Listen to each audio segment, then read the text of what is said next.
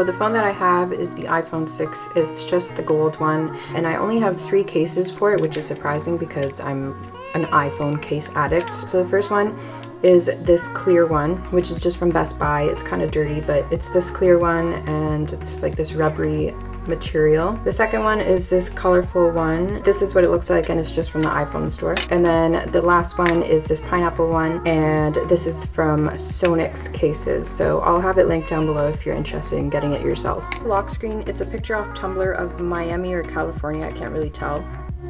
Then this is my home screen. It's a picture of New York, and I have 2 pages of apps to go through with you guys, so let's just get started. First up is the calendar app. I have the Yahoo weather app because I like that much better than the original weather app that comes with the phone.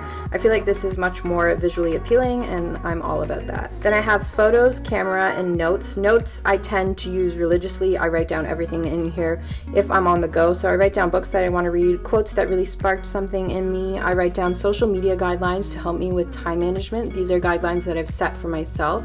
If I really need to get something done, these are the guidelines that I follow through with. Then I also have a wish list for studying, because I know it sounds silly, but I do reward myself for studying really hard, and this is the wish list that I turn to when I get the results that I work for. Then I have settings, clock, and app store. And then next up I have Waterlogged, which is an app to help you keep track of your water intake throughout the day. And you can set personal goals. I have a goal of 4 liters a day, so whenever you drink a certain amount, so I know I just drank 24 ounces, that Starbucks tumbler cup thing that I've shown you guys before. So I drank that, and I'm going to record that volume here. And slowly throughout the day, you fill up this whole water bottle. Next is a productivity folder, and in here I have the Gmail app, which I prefer much more than the original Mail app, because this Gmail app notifies me of an email that comes my way within a couple of seconds of someone sending it, and I try to stay on top of my emails as much as possible. Then I have the Pomodoro app, which, if you haven't heard of this technique, basically it's that you work for a set period of time and then you get a break for a set period of time. You can set the length yourself. Basically the point is you want to get as many of these done throughout the day, because that equates to you getting a ton of work done throughout that day. Next is a countdown app, and I typically use that to keep track of the days until, say, an exam, or the days up from when I started a new habit. So say I started a new healthy habit and I want to keep track of how long I've been doing it for to act as motivation, I'll use that countdown app for that. Then I have Google Drive and Dropbox, which are self-explanatory. And the only game that I have on my phone is this game called Lumosity. I typically don't have patience for games, so this is the only game that I have patience for, because it really tests your brain. And it might sound weird to you guys, but I'll do this every single day. I'll play this game every single day first thing when I wake up, because I assess my brain function on how well I score on this. So if I score really badly on a given day, typically that day is not going to turn out to be very productive for me. It happens to turn out that way. I don't even know why. And then last up in this folder is reminders. Then the last folder on this page is the social media folder. So I have all of this stuff in a folder for when I need to get work done. I tend not to open this folder at all because I know I'll get distracted. So first up we have the YouTube app, and I typically turn to this for the subscriptions part of it. I don't usually watch videos on the app itself. I watch it on my laptop because I'll add videos to my watch later for when I take a break later on. That's when I'll watch these videos. Next I have the Snapchat app, and I actually talk to a bunch of you guys on here. You guys message me on here, and it's kind of like we're texting every single day back and forth, which is great. And then next is one of my favorite apps, which is Instagram. If you're not following me, you definitely should, because I try to respond to all of the comments made below my pictures. And on top of that, I kind of feel like I have a theme. I don't know, purple and pink and grays. I don't really know, but I kind of like how it looks, the aesthetic of it. I actually hate that word aesthetic. I feel like everyone's been saying it lately. Next is Twitter, which a lot of you guys don't know. I talk to a bunch of you over Twitter, whether that's through messages or through you guys tweeting me. I talk to a bunch of you on here. Definitely follow me on Twitter. That's probably the fastest way to get a response from me with regards to any question that you have. I always post motivational things because that's just how I start my day. So you'll always see motivational posts throughout the day. And if you guys ever want me to follow you, all you have to do is tweet me or retweet me and just get yourself seen by me, because once I see you, I will follow you. Next is the YouTube Studio app, which is self-explanatory. It helps me keep track of comments, my videos, everything like that. Next is the Pages app, which is the Facebook page app, and it's the Facebook page for my YouTube and for my blog. I need to update this clearly. Typically what happens, all of my tweets get sent here and my Instagram pictures get sent here. I'm not so big on Facebook, I'm not gonna lie, I never really liked it. This is for those of you who only have Facebook. Otherwise, trust me, I would not have this app because I don't like Facebook.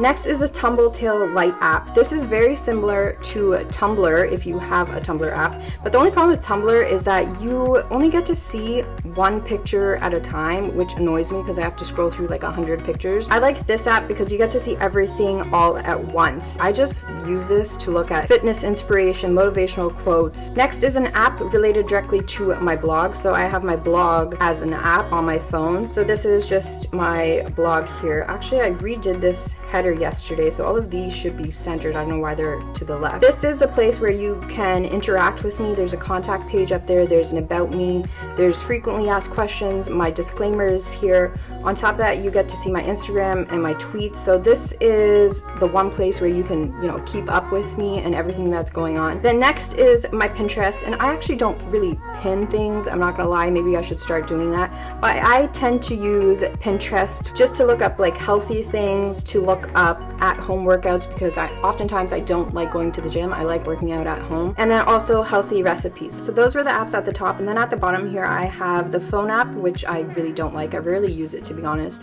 I would much rather have you text me instead of call me. I'm one of those people. Next is my Spotify, which I have 2 playlists, I believe. Oh, I was looking for what's his face, Sam Smith's Drowning Shadows song. I don't know, I couldn't find it. I have 2 playlists of my own. So current obsessions, these are just songs that I am currently obsessing over. Have this playlist on repeat pretty much all the time, especially when I'm working out. Then I also have this studying playlist for whenever I study. So these are the 2 playlists that I have. I'll have everything linked down below if you guys want to take a look into it, whatever you want to do. Then I have the mail app. I don't really use this, like I mentioned, and then I have messages. The second page. So first up we have photography. This folder is everything that I use to edit my pictures or get pictures sent to my phone. So first up is the Vsco Cam. This is basically where I edit most of my pictures. Most of my editing is done on this app. On top of that, I like to see the layout of my Instagram on here, so it's great because you can see it before you post it. And then next, I absolutely love Facetune for their whitening effect. So down here, you can whiten the background of a picture and make it extra white. So that's how you see a lot of my pictures. The backgrounds are white or gray. The next, I have Afterlight, and I primarily only have this just to flip a picture. Okay,